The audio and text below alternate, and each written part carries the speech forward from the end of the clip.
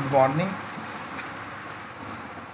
आज के इस लेक्चर में हम देखेंगे मोमेंट एंड कपल्स, यानी बलों का आघूर्ण और बलयुग्म। तो first, what is a moment, यानी आघूर्ण क्या है। तो आघूर्ण अगर किसी बॉडी पर बल इस प्रकार लग रहा है कि वो उसको किसी एक्सिस के अबाउट रोटेट करने की टेंडेंसी रखता है, तो यह सिचुएशन मोमेंट ऑफ फोर्स कहलाती है। जैसे कि इस चित्र में दिखाया गया है, एक व्यक्ति टॉर्क रेंच के द्वारा पॉइंट जेड एक्सिस को रोटेट करने का प्रयास कर रहा है, तो ये कहलाएगा मोमेंट, यानी आघूर्ण। अब है ये आघूर्ण होता कितना है। तो अगर कोई बल F है और किसी पॉइंट A से गुजरता है, तो आघूर्ण, जिसे कि moment of F about A इस तरह कहा जाता है, यह उस बल के मैग्नीट्यूड और उस पॉइंट A से उसकी लंबवत दूरी यानी परपेंडिकुलर डिस्टेंस के प्रोडक्ट यानी मल्टीप्लिकेशन के बराबर होता है। तो जैसा कि ये लिखा भी है, the moment of F about A is a product of magnitude of the force and the perpendicular distance between point A and the line of action of the force F, which means M moment equals to F into D. So similarly we can get the unit of moment that will be equal to unit of force, that is Newton, and unit of distance, that is meter. तो moment का unit newton metre होगा SI system में।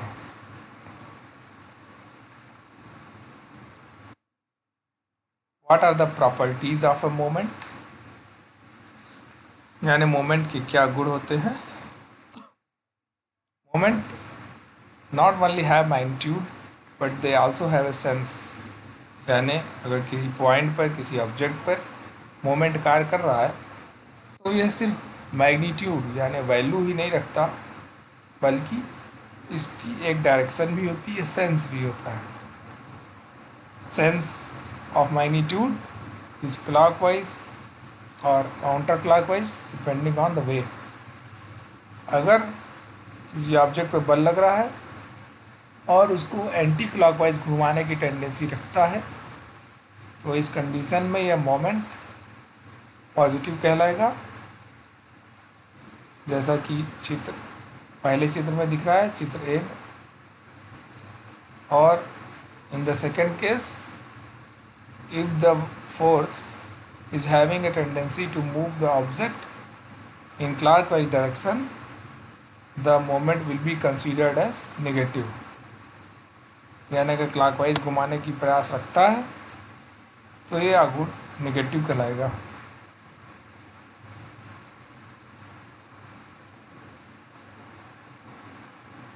फिर moment से जुड़ा हुआ एक theorem, Varignon's theorem.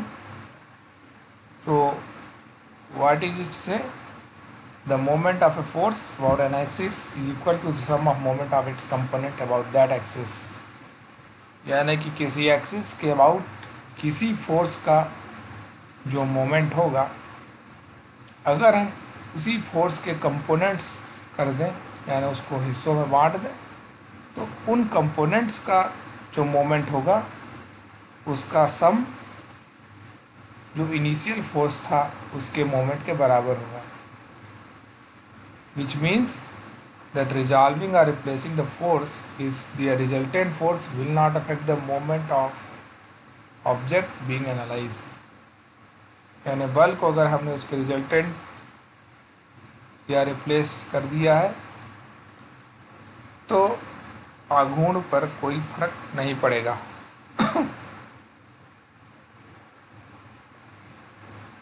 इसका एक एग्जाम्पल देखते हैं। इस चित्र में दिखाया गया है एक 100 न्यूटन का बल एक लीवर पे कार्य कर रहा है, जो कि उसको जो पॉइंट ए पर साफ सपोर्टेड है, और डिटरमाइन करना है द मोमेंट अबाउट ओ, यानी इस बल के कारण पॉइंट ए पर कितना आघूर्ण, पॉइंट ओ पर कितना आघूर्ण डेवलप हो रहा है। ये काफ़ी इजी है। तो जैसा कि हम लोग पहले भी जानते हैं कि मोमेंट बल और उसकी परपेंडिकुलर डिस्टेंस पे डिपेंड करता है।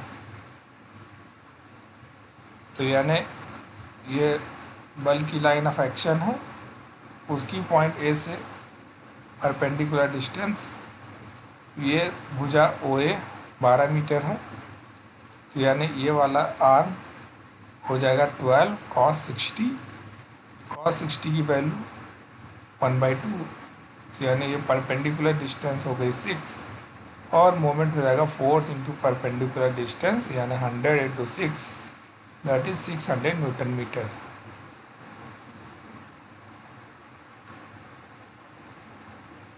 ये नेक्स्ट है मोमेंट ऑफ ए कपल, यानी कि बल का आघूर्ण। तो कपल फोर्सेस का कपल क्या होता है, जब दो इक्वल बल, इक्वल मैग्नीट्यूड के बल अपोजिट डायरेक्शन में कार्य करते हैं किसी दूरी d पर, तो यह सिस्टम कपल ऑफ फोर्सेस कहलाता है। तो जैसे हमने पहले भी देखा था, वहाँ सिंगल फोर्स था, यहाँ पर ये दोनों फोर्स जिस बॉडी पर कार्य करते हैं उसको ये घुमाने का प्रयास करते हैं, तो यानी ये भी एक मोमेंट डेवलप करते हैं।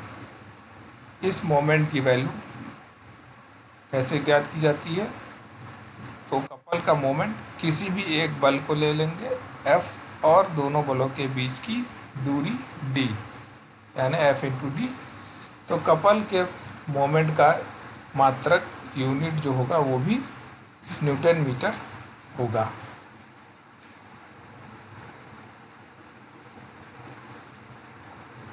फिर मोमेंट ऑफ कपल के बारे में, इसकी क्या प्रॉपर्टी है। The net effect of a couple is that the net force equals to 0, यानी कपल में कार्य करने वाले दोनों बल, क्योंकि हम देख रहे हैं एक फोर्स दोनों इक्वल है लेकिन अपोजिट है, तो इस पर पड़ने वाला नेट फोर्स जो है वो 0 होगा। और इसका इफेक्ट है सिर्फ रोटेशन, यानी जिस बॉडी पर कपल कार्य करता है वो उसको रोटेट करता है विदाउट ट्रांसलेशन, यानी इस ऑब्जेक्ट में ट्रांसलेटरी मोशन स्टार्ट नहीं होगा। Next point, since the moment of a couple depend only on the distance, it can be moved anywhere on the body, क्योंकि कपल का मोमेंट दोनों फोर्सेस के बीच की डिस्टेंस पर निर्भर करता है, इसलिए हम इसकी बॉडी को, जिस बॉडी पर कार्यरत है उसको कहीं भी लगा हुआ मान सकते हैं, और इसका एक्सटर्नल इफेक्ट सेम होगा। और कपल के मोमेंट को हम जिस प्रकार वेक्टर को ऐड करते हैं, यानी कि पॉजिटिव और नेगेटिव, इसी प्रकार से कपल्स के मोमेंट को जोड़ा जा सकता है।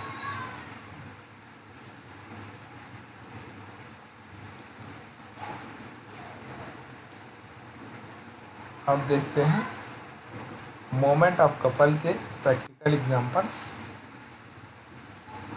यानी कि हम अपने लाइफ में कपल ऑफ फोर्सेस का कहाँ पे प्रयोग करते हैं। The first one is the force exerted by our hand on screwdriver, यानी जब हम स्क्रू ड्राइवर को अपने हाथ से घुमाते हैं तो ये एक कपल का एग्जांपल है। The force exerted bye tip of screw driver, screw driver के टिप द्वारा स्क्रू पर लगाया गया जो रोटेशनल टॉर्क है मोमेंट, वो कपल का एग्जाम्पल है। The force exerted by one part of constant velocity joint on another। अगर एक पार्ट जो कि कांस्टेंट वेलोसिटी से रोटेट कर रहा है किसी दूसरे पार्ट से जुड़ा होता है तो यहाँ पर भी मोमेंट ऑफ कपल होता है। नेक्स्ट है drag forces acting on spinning propeller. घूमते हुए प्रोपेलर पर जो बल कार्य करते हैं वो भी मोमेंट ऑफ कपल के ही एग्जाम्पल हैं।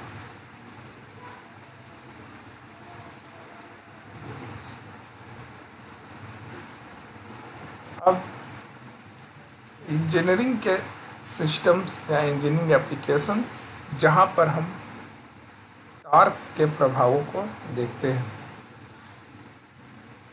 The driving axle of your car turns the wheel by exerting a moment of them। यानी हमारे कार के ड्राइविंग एक्सल जो होते हैं वो व्हील को मोमेंट के द्वारा ही टर्न करते हैं यानी घुमाते हैं। The drive shaft of any motor exert a torque whatever it's connected to। यानी मोटर की ड्राइव शाफ्ट जो है वो टॉर्क का ही उदाहरण है, चाहे इसके आउटपुट पर कोई भी चीज़ क्यों न जुड़ी हो। गियर बॉक्स जो यूज होता है वो हमारे टॉर्क को एम्पलीफाई या एटीन्यूएट करता है। यानी गियर बॉक्स हमारे टॉर्क की वैल्यू को कम या अधिक करता है। You apply torque to input shaft and get a bigger और smaller torque to output shaft. यानी इनपुट की शाफ्ट पर हम एक टॉर्क अप्लाई करते हैं और आउटपुट शाफ्ट पर कम वैल्यू या अधिक वैल्यू का टॉर्क प्राप्त करते हैं। टॉर्क कन्वर्टर ये भी गियर बॉक्स की तरह ही कार्य करता है, सिर्फ इसमें इनपुट तथा आउटपुट शाफ्ट एक ही स्पीड पर रोटेट नहीं करती है। मोमेंट रिएक्शन फोर्सेस की तरह भी कार्य करता है,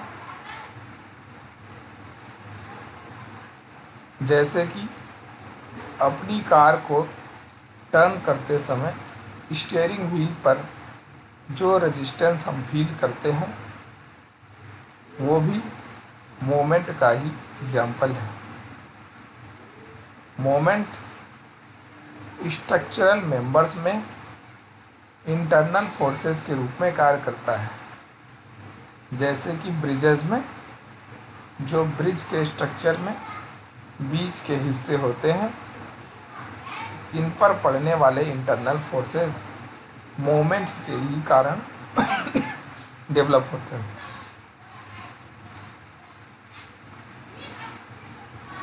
थैंक यू।